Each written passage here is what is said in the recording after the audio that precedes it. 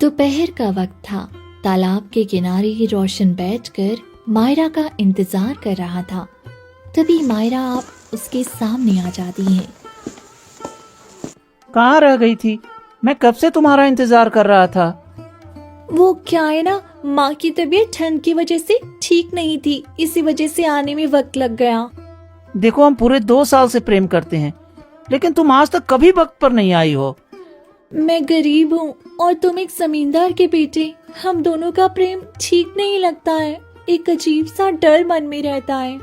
कुछ भी हो जाए, मैं तुमसे प्रेम करता हूँ तो तुमसे शादी जरूर करूंगा। और वैसे भी प्यार में कोई अमीरी गरीबी नहीं देखी जाती। और आज ही मैं अपने पिता से हम दोनों की शादी की बात करेंगे। क्या सच में? हाँ, क्यों नहीं। अब मैं चलता हूँ, क्योंकि मैं बहुत देर से तुम्हारा इंतजार कर रहा था। कल वक्त पे आ जाना। फिर रोशन वहाँ से चला जाता है। वहीं दूर पेड़ के पीछे खड़ा एक गांव वाला महेंद्र सब देख लेता है। अच्छा, तो जमींदार का बेटा और ये गरीब भिखारी लड़की दोनों का प्रेम प्रसंग चल रहा है। हाँ, ये बात तो मुझे जाकर जमींदार को बताना चाहिए। महेंद्र वहाँ से निकल पड़ता है और जमींदार के घर जाता है।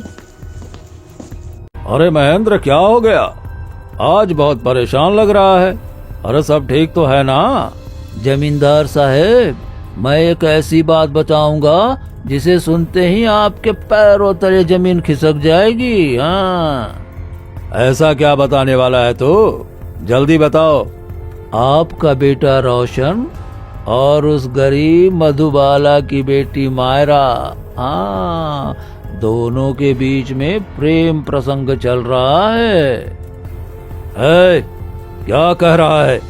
तुम्हें कैसे पता चला कि उन दोनों के बीच प्रेम प्रसंग चल रहा है?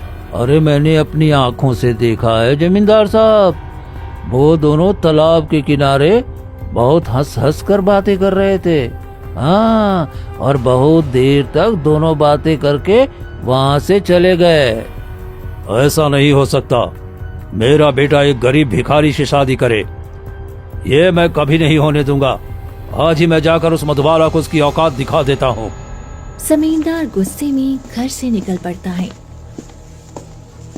वहीं दूसरी तरफ मायरा जैसे ही घर पहुंचती है। बेटी, तुम कहाँ चली गई थी? मैं कब से तुम्हें ढूंढ रही थी। कुछ नहीं, वो मैं अपनी सहेली से मिलने गई थी। कौन सी सहेली से मिलने गई थी? मैं जानती हूँ। बेटी, अब भी वक्त है, रुक जाओ। तुम दोनों का प्रेम कोई मंजिल नहीं पा पाएगा। तुम क्यों जमींदार के बेटे से मिलने जाती हो? नहीं माँ, मैं उससे मिलने नहीं गई थी। झूठ मत बोलो बेटी, मैं तुम्हारी आंखें देखकर पढ़ लेती हूँ कि तुम किससे मिलने जाती हो और किससे नहीं। अगर ऐसे ही चलता रहा तो देखना, हम कहीं के नहीं रहेंगे। तुम जमींदार को नहीं जानती हो, कितना गुस्से वाला आदमी है। अगर उसे पता चल गया तो वो हम लोगों को कहीं का नहीं छोड़ेगा। माँ, लेकिन रोशन दिल का बहुत अच्छा है और मुझसे बहुत प्यार करता है। वो मेरा साथ जरूर देगा। इतने में ही घर के बाहर जमींदार आ जाता है और जमींदार गांव वालों को भी इकट्ठा कर लेता है। मायरा, ओ मधुबाला, घर के अंदर क्या कर रही है? चल बाहर आ। अरे ये क्या, जमींदार हमारे घर के आगे कैसे आ गया? कहीं उसे सब पता तो नहीं चल गया? फिर डरी सहमी मधुबाला और मायरा दोनों घर से बाहर आती हैं। तुम दोनों माँ बेटी, तुम्हारी हिम्मत कैसे हुई मेरे बेटे को अपने प्रेम जाल में फंसाने की? तुमने अपनी औकात देखी है? एक भिखारी होकर मेरे बेटे से शादी करने की ख्वाब देख रही है। इतने में मोहन आ जाता है। अरे क्या हुआ जमींदार साहब? आप क्यों मेरी पत्नी और मेरी बेटी को डांट रहे हैं? मोहन, गरीब होकर तुम्हारी बेटी महारानी बनने की ख्वाब देखती है। नहीं नहीं, मेरी बेटी ऐसा नहीं कर सकती। आपको जरूर कोई गलतफहमी हुई है। और हम गरीब हैं तो इसका मतलब ये नहीं कि आप मेरी बेटी पर उंगली उठाएं। चले जाइए, वरना मैं राजा से शिकायत कर दूंगा। और देखो रे देखो, गरीब भिखारी होकर अकड़ कितनी है। जमींदार साहब आपको धमकी दे रहा है। तो तू मुझे सिखाएगा कि मुझे गलतफहमी है? रुक जा, अभी बताता हूँ। जब तक तुम गरीबों का मसला नहीं जाता ना, तब तक तुम लोगों को अकल ठिकाने नहीं आती है।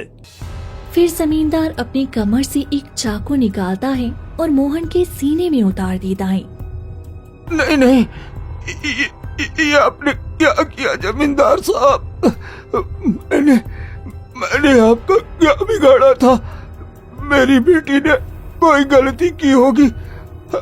अब मेरे परिवार के ऊपर से मेरा साया उठ जाएगा।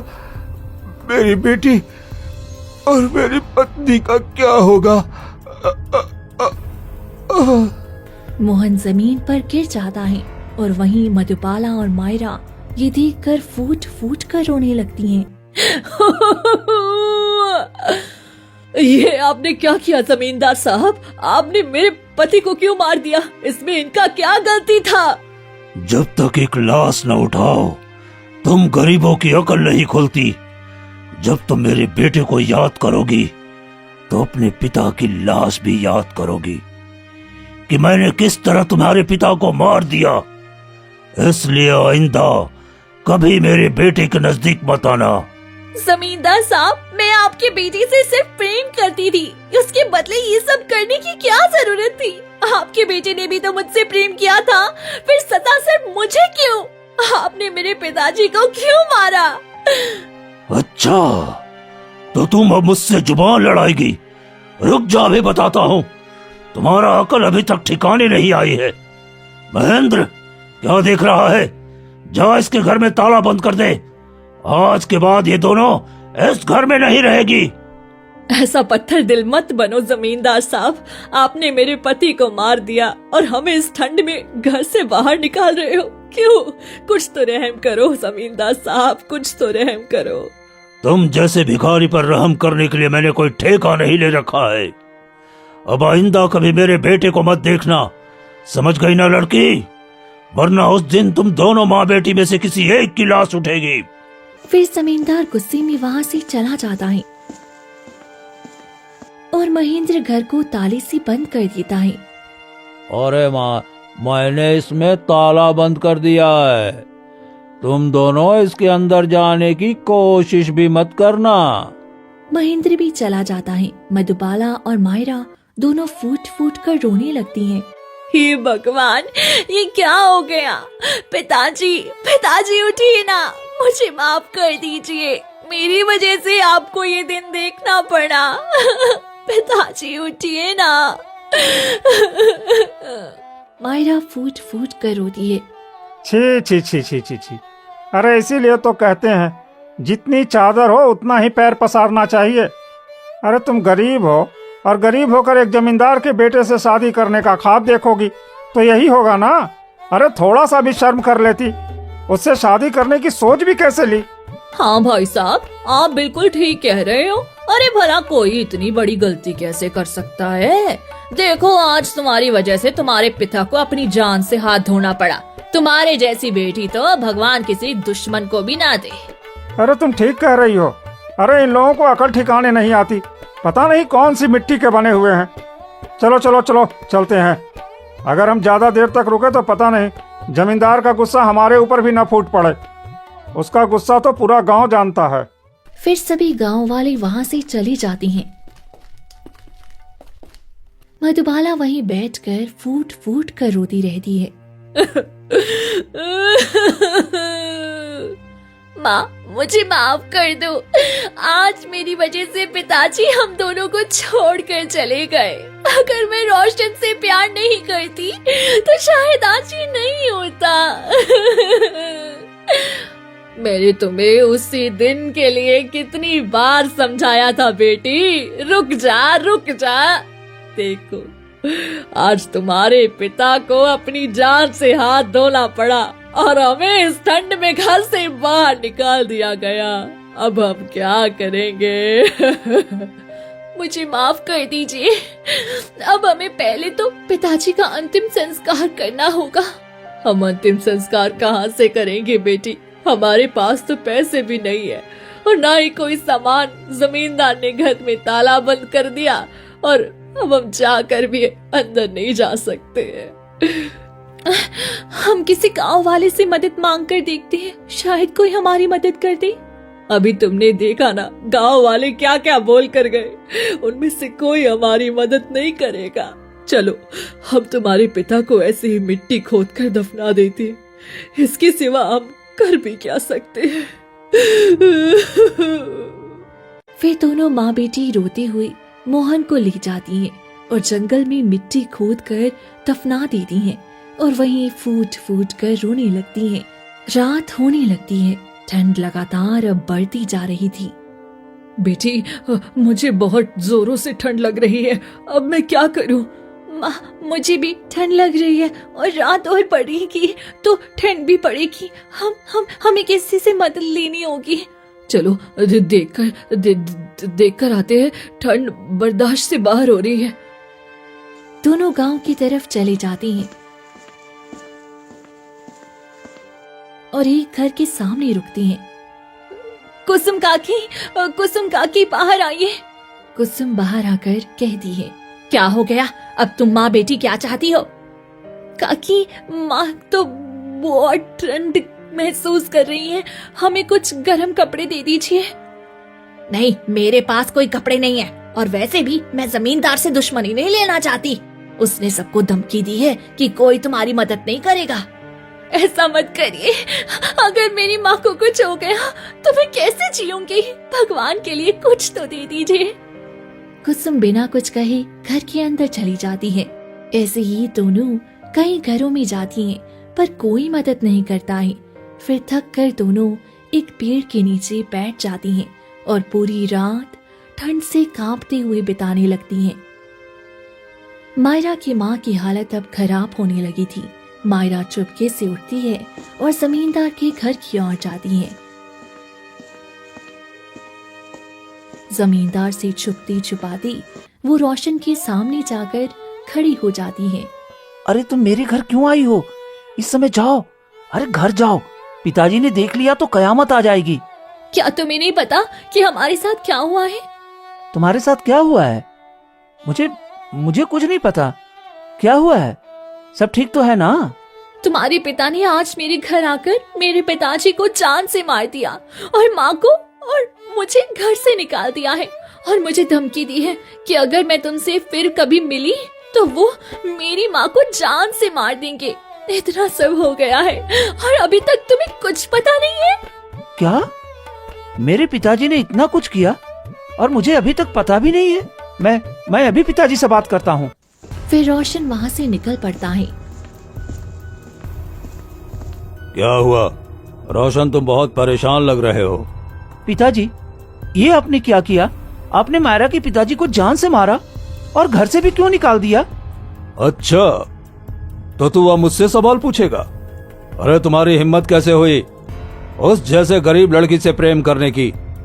दुनिया में बहुत सारे पैसे वाले की बेटी है, राजकुमारी है और भी बहुत बड़े बड़े लोग हैं। तुमने इन सब को छोड़कर एक गरीब लड़की से प्रेम क्यों किया?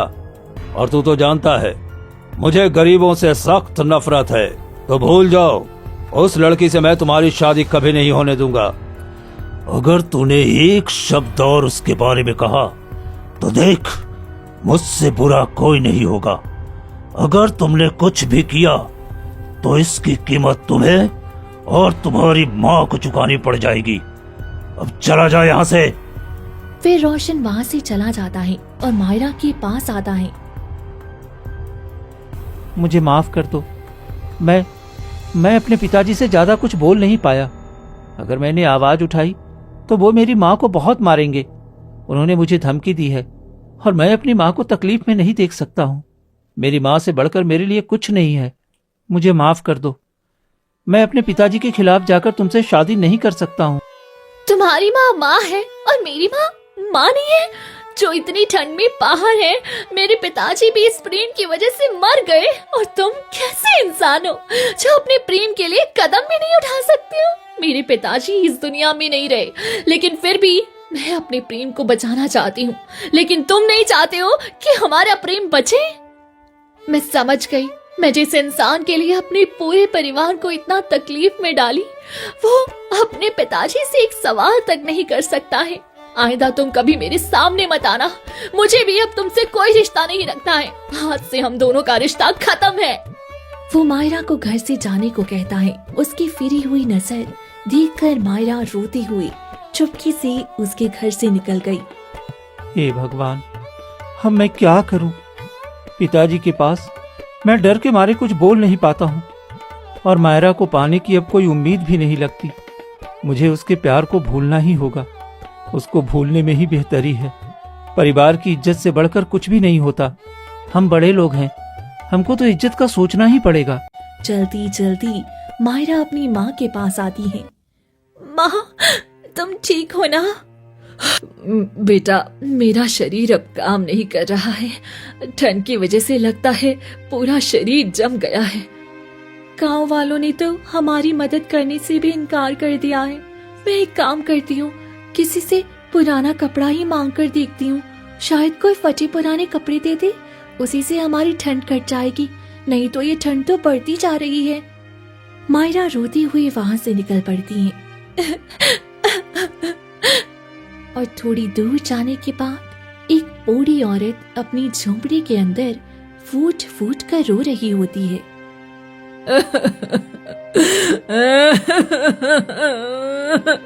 अरे अम्मा को क्या हो गया? अम्मा रो क्यों रही है? जाकर देखती हूँ। फिर मायरा उस औरत के पास जाती है। क्या हुआ अम्मा, आप रो क्यों रही हो? मेरी तबीयत बहुत खराब है, बहुत दर्द है बेटी, और मेरा बेटा शहर गया है। पता नहीं वो कब तक आएगा, और मेरा पेट बहुत दर्द कर रहा है बेटी। मुझे दवा नहीं मिल रही। पता नहीं बेटे ने कहाँ रख दी। इतनी रात में कहाँ ढूंढूं, समझ ही नहीं आ रहा। मुझे कुछ दिखता नहीं है और ये दर्द मेरी जान ले रहा है। मैं आपके लिए दवा ढूंढती हूँ। हाँ बेटी, मेरी मदद करो, नहीं तो आज ये दर्द मेरी जान ले लेगा। फिर मायरा बूढ़ी औरत की दवा ढूंढकर उसके सामने रख देती है और उसको दवा खिलाती है। तब तक जब तक उसका दर्द ठीक नहीं होता, उसके पास ही बैठी रहती है। जब अम्मा को थोड़ी राहत मिलती है तो बूढ़ी औरत कहती है, तुम दिल की बहुत अच्छी हो बेटी, तुमने मेरी मदद की, वरना आज के जमाने में कौन किसकी मदद करता है। अम्मा, बोलोगी तो कि बिना स्वार्थ के कोई किसी की मदद नहीं करता, परंतु आज मदद मांगना मेरी मजबूरी है। अम्मा, मुझे गर्म कपड़े दे दीजिए ना। ठंड की वजह से मेरी माँ की तबीयत खराब हो रही है और हमारे पास कोई गर्म कपड़े भी नहीं है। अरे, तुमने मेरी मदद की है तो मैं तुम्हें गर्म कपड़े जरूर दूंगी, पर मेरे पास तो नया नहीं है, बस एक छोटी सी चादर है। अगर तुम चाहो तो वो ले सकती हो। हाँ, क्यों नहीं, वो भी ठीक रहेगा अम्मा। फिर मायरा चादर लेकर मधुबाला के पास जाती है। बेटी, तुम ये चादर कहाँ से लेकर आई हो? माँ, एक बढ़िया अम्मा थी, ये चादर उन्होंने ही दी है।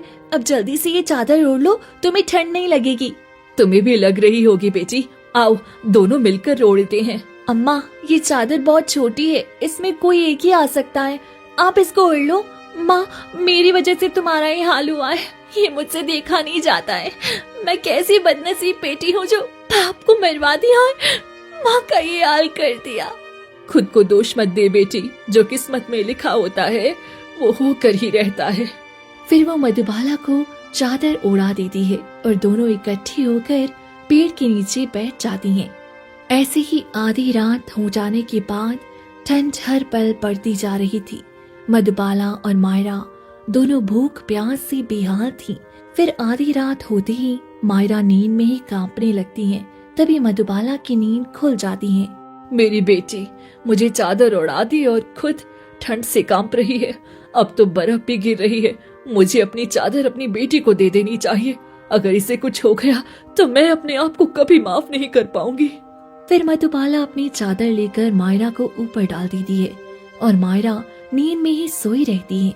और सुबह होते ही मधुबाला और मायरा दोनों के शरीर पर बर्फ जम चुकी होती है और दोनों हिल भी नहीं पा रही होती हैं। बहुत देर वो ऐसे ही पड़ी रहती हैं। कुछ देर में एक राजकुमार वहां से गुजरता है और वो ये दृश्य देखकर घबरा जाता है। अरे ये क्या, ये दोनों माँ बेटी और वो भी बर्फ से ढकी हुई। अरे ऐसा कैसे हो सकता है? इन दोनों की तो जान चली जाएगी। मुझे इन दोनों का जल्द से जल्द इलाज कराना होगा। सैनिकों, इन दोनों को जल्दी से राजमहल लेकर चलो। फिर सैनिक मधुबाला और मायरा को दोनों को लेकर राजमहल जाती हैं। बैद जी, आप जल्दी से इन दोनों का उपचार करिए और देखिए कि इन दोनों को हुआ क्या है। जी जी राजकुमार, मैं अभी दोनों का उपचार करता हूँ। फिर वह दोनों का उपचार करती हैं, लेकिन मधुबाला ठंड की वजह से पूरी तरह से जम चुकी होती है और वो नहीं बच पाती है। वहीं थोड़ी ही देर बाद मायरा को होश आता है। मैं कहाँ हूँ और ये कौन सी जगह है? मायरा घबराती है कि तभी वो अपने शरीर पर चादर देखती है। ये क्या? ये चादर तो मैं अपनी माँ को उड़ाई थी, फिर ये मेरे शरीर पर कैसे आ गई? और ये मैं कहाँ आ गई हूँ? मेरी माँ भी कहीं दिखाई नहीं दे रही है। तभी राजकुमार सूरज वहाँ आता है।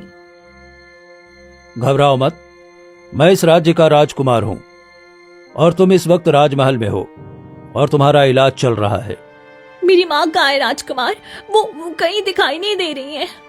तुम्हारी माँ और तुम दोनों के शरीर पर बुरी तरह से बर्फ जम चुकी थी। मैंने तुम दोनों को यहाँ लाकर इलाज तो करवाया, लेकिन तुम्हारी माँ को नहीं बचा पाया। नहीं नहीं, ऐसा नहीं हो सकता है। मेरी माँ मुझे छोड़कर नहीं जा सकती है। तुम्हारे शरीर पर यह चादर थी, इसी वजह से तुम बच पाई हो, लेकिन तुम्हारे माँ के शरीर पर कोई गर्म कपड़ा नहीं था। इस वजह से उनके शरीर का खून बर्फ बनकर जम चुका था और मैं चाह कर भी उन्हें नहीं बचा पाया। नहीं नहीं, ऐसा नहीं हो सकता। मेरी माँ मुझे छोड़कर नहीं जा सकती। पहले पिताजी, अब मेरी माँ। मुझे बताओ पूरा सच, तुम्हारे साथ क्या हुआ है, क्या परेशानी है, और तुम लोग इतनी ठंड में अपना घर छोड़कर उस पेड़ के नीचे क्यों बैठे थे? मुझे सब कुछ बताओ। तुम कुछ बोल क्यों नहीं रही हो? मायरा फूट फूट कर रोने लगती है, लेकिन मायरा कुछ नहीं कहती और बस रोती ही रहती है।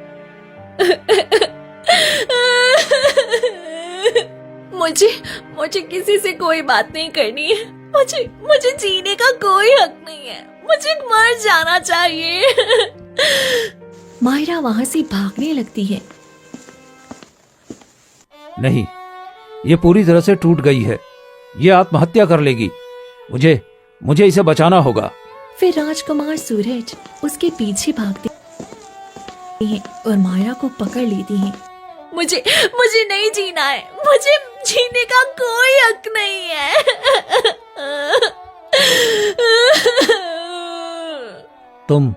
तुम इस तरह से नहीं जा सकती हो। इस तरह से हार मानने से कुछ नहीं होता। जो परेशानी है उसका सामना किया जाता है। इस तरह पीठ दिखाने से कोई हल नहीं निकलता है। दासी क्या कर रही हो? चलो इधर आओ। तभी एक दासी भागती हुई आती है। क्या हुआ राजकुमार? देखो, इसका बुरा हाल है। तुम इसे अच्छे से संभालो जब तक ये दिमागी तौर पर पूरी तरह से ठीक ना हो जाए। जी राजकुमार, मैं इनका अच्छे से ध्यान रखूंगी। फिर दासी मायरा को लेकर वहाँ से चली जाती है।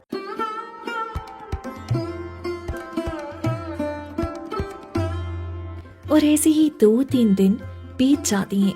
मायरा हर वक्त रोती रहती है, जिसे देखकर राजकुमार बहुत परेशान हो जाते हैं। मेरी माँ, मेरे पिताजी। रोशन, ये तुमने अच्छा नहीं किया। ये क्या हो गया है? जब से ये महल में आई है रोती ही रहती है। मुझे कुछ समझ में नहीं आ रहा है। जब तक ये कुछ बोलेगी नहीं तब तक इसकी परेशानी समझ में कैसे आएगी? तभी राजा वहाँ आ जाते हैं। क्या हुआ पुत्र, तुम बहुत परेशान लग रहे हो। पिताजी, पता नहीं हमारे राज्य में क्या हो रहा है। माँ बेटी बर्फ की तरह जमी हुई थी, वो भी एक पेड़ के नीचे मिली। मैंने मायरा को तो बचा लिया, लेकिन उसकी माँ मर गई और ये जब से महल में आई है रोती ही जा रही है। जरूर इसके दिल में कोई बड़ा गहरा जख्म है। हमें इसे थोड़ा वक्त देना चाहिए ताकि ये खुद अपना दुख बता सके। हाँ पिताजी, मैं भी यही कोशिश कर रहा हूँ। कि ये अपनी तकलीफ हमसे साझा करे ताकि हम इसकी मदद कर सकें। फिर ऐसे ही 2-3 दिन बीत जाते हैं। फिर एक दिन सूरज दासी को बुलाता है। तुम मायरा का अच्छे से ध्यान रख रही हो ना? जी राजकुमार, मैंने उसका अच्छे से ध्यान रखा है। तुम एक औरत हो, तुम इसके दिल की बात को बेहतर समझ सकती हो। उससे पूछो आखिर इसके साथ क्या हुआ है। राजकुमार, मैंने कई बार पूछने की कोशिश की है, परंतु उन्होंने कुछ नहीं बताया है। आप निश्चिंत रहिए, आज मैं उसकी पूरी सच्चाई जानने की कोशिश करूंगी। फिर दासी वहाँ से निकलकर मायरा के पास जाती है, जहाँ मायरा खिड़की से बाहर एक पेड़ को देख रही होती है। क्या हुआ मायरा, तुम बहुत परेशान लग रही हो। कुछ तो बात है, मुझसे बता सकती हो? तुम्हारी तरह मैं भी गरीब ही हूँ। मेरा इस दुनिया में कोई नहीं है, कोई ऐसा भी नहीं है जिससे मैं अपने दिल की बात बांट सकूं। यदि तुम अपना दुख मेरे साथ बांट लो ना, तो मैं तुम्हारी सहेली बन जाऊंगी। मैं इस खिड़की से बस वो पेड़ देख रही हूँ जिस पेड़ के नीचे मेरी माँ ने अपने प्राण त्याग दिए। हम दोनों माँ बेटी एक पेड़ के नीचे बैठे रहे रात भर, और मेरी माँ ने उसी पेड़ के नीचे दम तोड़ दिया। मैं उस दिन को कभी नहीं भूल पाऊंगी। सच कहूँ तो अब मुझे अमीरों से डर लगता है। जब से मैं लाई हूँ तब से बहुत डरी हुई हूँ, क्योंकि अमीर पैसे वाले लोग जान लेने में एक पल भी नहीं लगाते हैं। फिर दासी धीरे धीरे मीठी बातों में मायरा की पूरी सच्चाई जान लेती है और दासी राजकुमार के पास जाती है। क्या हुआ, तुम बहुत घबराई हुई लग रही हो। जी राजकुमार, उसने अपनी सारी सच्चाई बता दी है। वो एक जमींदार के बेटे से प्रेम करती थी। जमींदार ने उसके पिता को मरवा दिया। गांव वालों ने भी मदद नहीं की और ठंड के कारण इसकी माँ की मौत हो गई। इसी वजह से वह पूरी तरह टूट चुकी है। क्या हमारे राज्य में इतना बड़ा अन्याय हुआ है? फिर सूरज गुस्से में मायरा के पास जाता है। तुम्हारे साथ इतना बुरा हुआ और तुमने हमें बताया भी नहीं। आज ही इसका फैसला होगा और दोषियों को सजा जरूर मिलेगी। फैसला तो लेना ही होगा। चलो हम पिताजी से अभी बात करते हैं। नहीं राजकुमार, मुझे किसी से कोई बात नहीं करनी है। आप रहने दीजिए। नहीं, मुझे नहीं जाना राजकुमार। नहीं, तुम्हें चलना ही होगा। फिर सूरज मायरा का हाथ पकड़ लेता है और राजा के सामने आता है। क्या हुआ पुत्र? फिर राजकुमार सारी सच्चाई बता देती हैं। क्या इतना बड़ा घिनौना अपराध हमारे राज्य में हो रहा था? ये तो बहुत ही बड़ा पाप है। हमें इस पर फैसला लेना ही होगा। वैसे पिताजी, मैं मायरा से विवाह करना चाहता हूं, क्योंकि इसका दिल पूरी तरह से टूट चुका है और ये जीने की उम्मीद भी खो चुकी है। मैं इससे विवाह इसलिए नहीं कर रहा हूं क्योंकि ये सुंदर है। मुझे उससे विवाह कर लोगों को ये दिखाना है कि प्रेम के विवाह में हर इंसान समान होता है। ये तो बहुत खुशी की बात है पुत्र। अगर तुम विवाह करना चाहते हो तो मुझे इसमें कोई आपत्ति नहीं है। नहीं महाराज, मैं राजकुमार से विवाह नहीं करना चाहती हूँ, क्योंकि मेरी वजह से मेरे माता पिता इस दुनिया में नहीं रहे और मुझे लगता है मेरा होना ही सबके लिए खराब है। अगर मैं राजकुमार की जिंदगी में कदम रखूंगी तो शायद उनके साथ भी सब कुछ बुरा ही हो जाएगा। नहीं बेटी, तुम दिल की बहुत अच्छी हो। बस आसपास के लोग बुरे थे, तुम बुरी नहीं हो। मैं आज ही तुम दोनों का धूमधाम से विवाह करवाता हूँ। फिर कुछ ही देर में राजमहल में धूमधाम से तैयारी होती है और राजकुमार सूरज और मायरा का खुशी पूर्वक विवाह हो जाता है। पिताजी, हमारा विवाह तो हो गया, पर एक काम बच गया है। उन सभी लोगों को सजा देना है जिन्होंने मायरा के साथ इतना बुरा किया है। ठीक है राजकुमार, मैं अभी इसी वक्त जमींदार और बाकी गांव वालों को राजमहल में बुलवाता हूँ। सैनिकों, जाओ और जितने भी गांव वाले हैं, जमींदार और उसके बेटे, सभी को अभी राजमहल में उपस्थित करो। फिर सैनिक जाते हैं और कुछ ही देर में सभी को लेकर राजमहल में उपस्थित हो जाते हैं। अरे ये क्या, ये तो मायरा है और ये राजकुमार के बगल में क्यों खड़ी है? कहीं राजकुमार ने इससे विवाह तो नहीं कर लिया? नहीं नहीं, ऐसा नहीं हो सकता है। हैं? अरे ये कैसे हो सकता है? राजकुमार इसके बगल में क्यों खड़ा है? शांत हो जाओ सब लोग, यहाँ ज्यादा बोलने की जरूरत नहीं है। जमींदार, बताओ तुम्हारी हिम्मत कैसे हुई एक गरीब इंसान को जान से मारने की? तुम्हारे बेटे ने भी इससे प्रेम किया था, फिर तुमने सजा सिर्फ इसके ही परिवार को क्यों दी? महाराज, वो एक गरीब लड़की थी, मेरे घर की बहू नहीं बन सकती थी, इसलिए मैंने ऐसा किया। अगर फैसला तुम ही करने लगो तो मैं यहाँ क्यों बैठा हूँ? तुम्हारे बेटे ने भी प्रेम किया, इस हिसाब से तुम्हें भी मृत्यु दंड मिलना चाहिए। हाँ, और जिन लोगों ने इसे झुकाने की कोशिश की थी, आज देख ले, ये इस राज्य की महारानी बन गई है और मैंने मायरा से विवाह किया है और आज से ये मेरी पत्नी है। नहीं नहीं मायरा, तुम ऐसा नहीं कर सकती हो। तुमने राजकुमार से विवाह क्यों किया? मैं तुमसे आज भी प्रेम करता हूँ। मैं तुम जैसे इंसान से प्रेम क्यों कर बैठी, ये सोचकर मुझे खुद पर शर्म आती है, जो अपने पिता से एक शब्द भी नहीं कह सका। मैं तुमसे नफरत करती हूँ, नफरत। सैनिकों, जमींदार और उसके बेटे दोनों को ले जाकर काल कोठरी में बंद कर दो। नहीं नहीं महाराज, मुझे माफ कर दीजिए, गलती हो गई, अब ऐसा नहीं करेंगे महाराज। माफी मांगने से इसके माता पिता वापस नहीं आएंगे, जो अब इस दुनिया में नहीं रहे। और तुम सभी गांव वाले ध्यान से सुन लो, तुम्हें क्या लगा कि गरीब होने का मतलब कोई इंसान नहीं होता? तुम सब बराबर के दोषी हो। अगर आगे से किसी गरीब के साथ अन्याय हुआ और किसी ने चुप्पी साधी तो उसे भी कड़ी से कड़ी सजा मिलेगी। फिर सैनिक जमींदार और उसके बेटे को लेकर चले जाती हैं। फिर सभी गांव वाले सर झुकाकर राजमहल से चले जाती हैं। आज पहली बार लगा कि इस राज्य में हमारी भी कोई अहमियत है। मुझे तो लगता था गरीब होना ही पाप है। महाराज और राजकुमार, आप दोनों का बहुत बहुत धन्यवाद। आपने मुझे ये समझाया कि इंसान की कीमत दिल से होती है। बेटी, ये तुम्हारा हक था। तुम दिल की बहुत नेक हो। रिश्ता हमेशा दिल से बनता है, अमीरी गरीबी से नहीं।